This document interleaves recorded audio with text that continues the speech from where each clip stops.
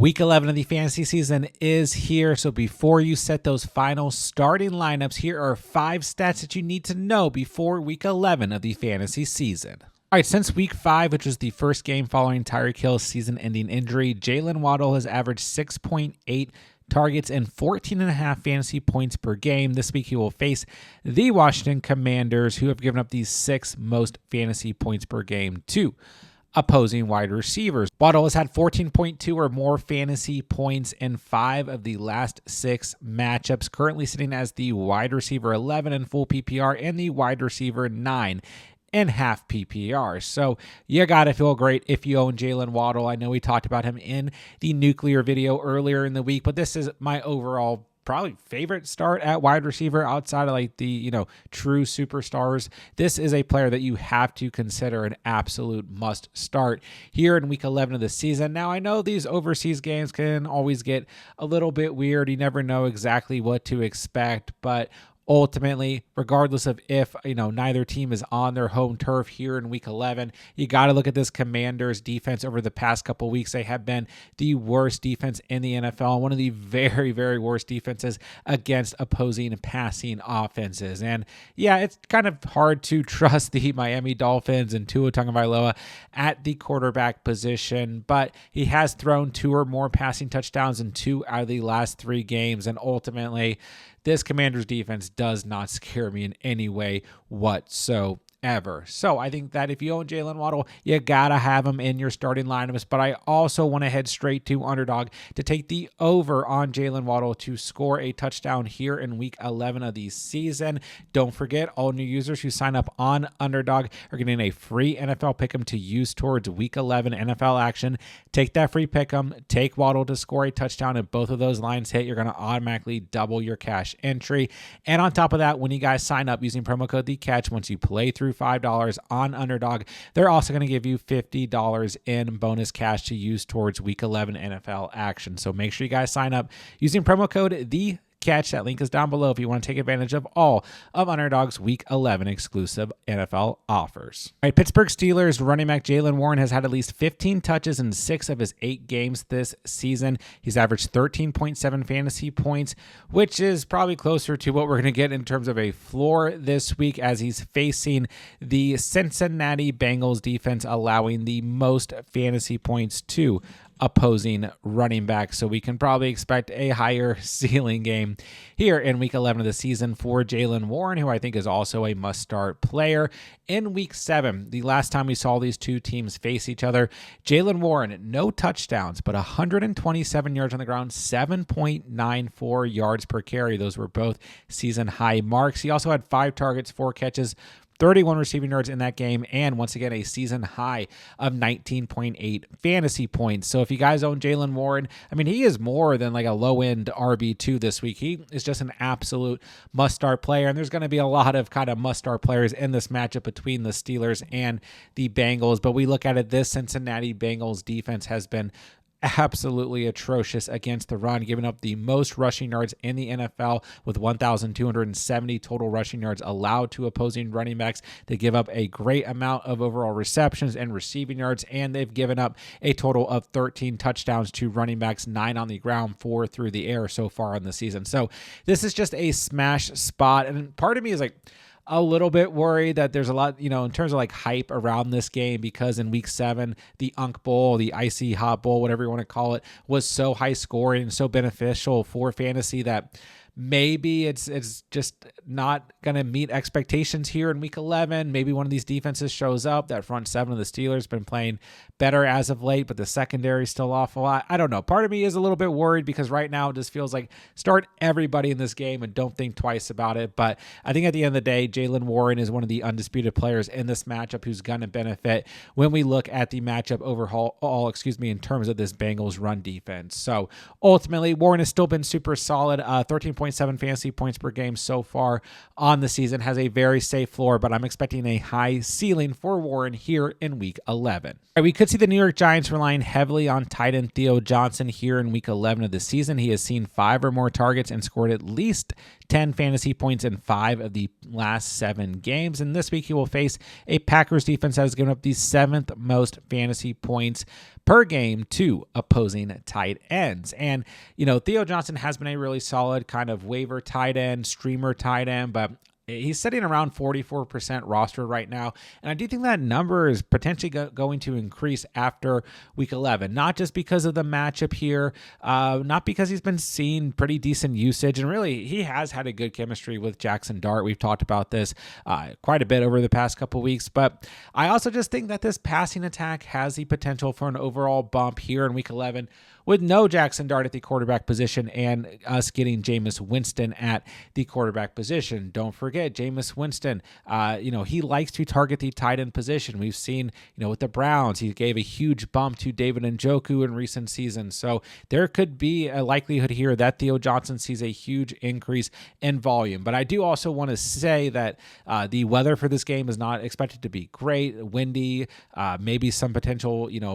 precipitation as well. So do want to watch out for that.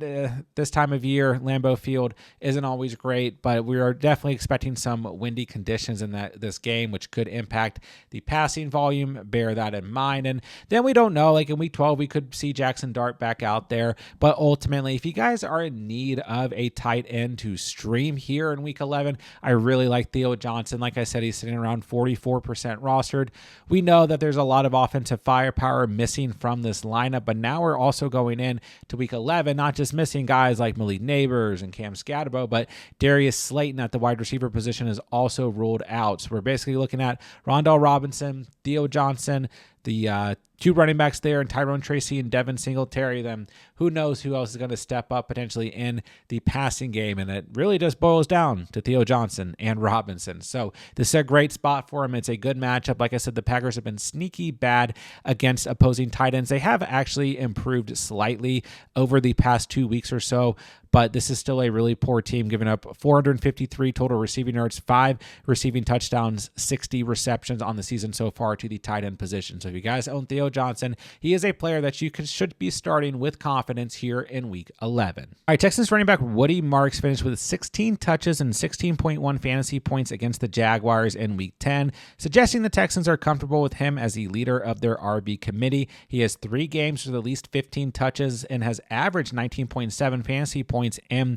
those games. Now he faces the Titans here in week 11 that have allowed the 5th most fantasy points per game to opposing running backs. So throughout the course of the week, Woody Marks has kind of just not been a player that I feel like has come up a lot in terms of questions, and a player that wasn't really super highly on my radar, but he had a great week 10, 16.1 fantasy points, 63 yards on the ground, and a touchdown. And I think really what happened, in preparation for week 11 is it's kind of hard to look at the Texans offense for most of the week because we didn't know if Davis Mills or CJ Stroud was going to be the starting quarterback, if Stroud was going to miss this week or not. And, we obviously got the news that Davis Mills is going to start at quarterback, which I don't think is a bad thing necessarily for the Texans. They were very fluid offensively last week with Davis Mills at the quarterback position. But also, I just been looking at this matchup throughout the week and just thinking defense and low scoring, but that could definitely benefit Woody Marks at the end of the day. And I do think that there's going to be a lot of potential for the Texans to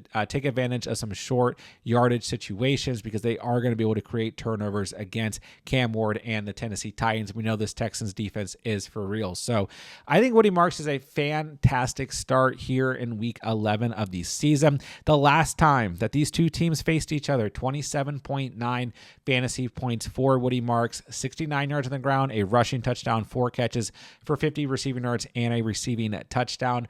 Season highs basically across the mark for Woody Marks back in week 4 against the Tennessee Titans. Now, this game is on the road. I mean, the Titans have kind of that benefit here, but yeah, this Titans defense does not scare me whatsoever. They've given up over 1,000 rushing yards to opposing running backs, 12 rushing touchdowns. They are tied for the Bills for the most rushing touchdowns allowed on the season.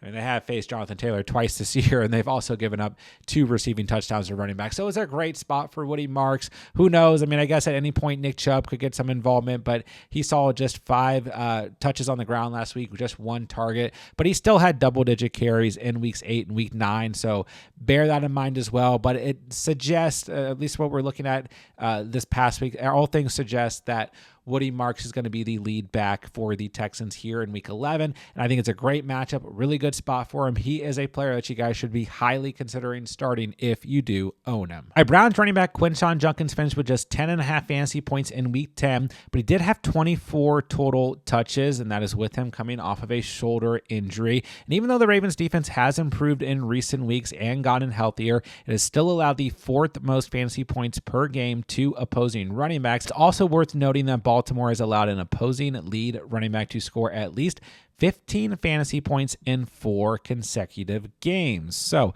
I do think that this is a great spot for Quinshon Judkins at home against the Ravens. And I really feel like Judkins has been, he's kind of become a question mark for fantasy managers because, those first 4 starts that we had with Judkins, 10.1 or more fantasy points in 4 straight games with a ceiling of 21.5 fantasy points. And that lower ceiling game was week 2 against the Ravens, but that was Judkins' first game of the season, was kind of being implemented in, worked in, all that stuff. And then he really took off. But since then, 3.6 fantasy points, 26.4 against the Dolphins, but he had 3 touchdowns in that game and just 3.3 yards per carry.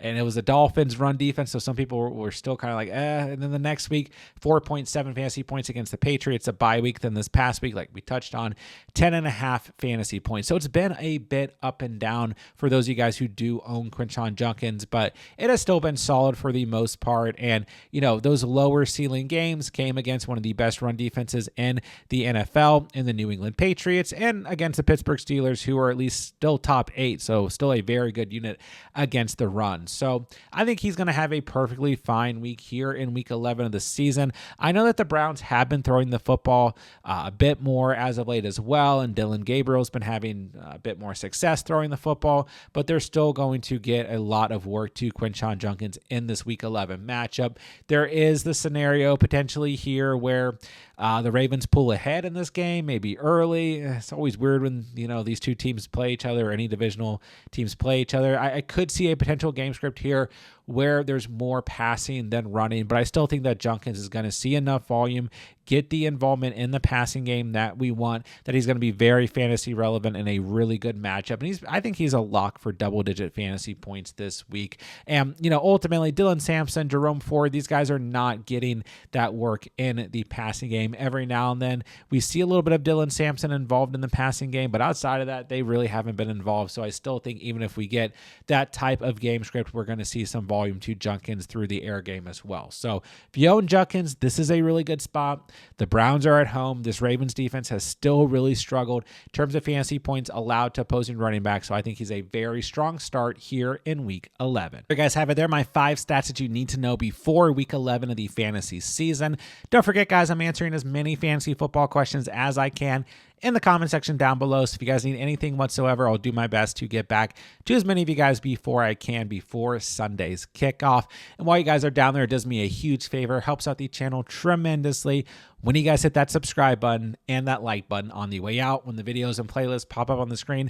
Don't forget, we have everything you could possibly need to dominate week 11 of the fantasy season. So go check out all of the content for the week. And with that, I'll say good luck to everybody here in week 11 of the fantasy season.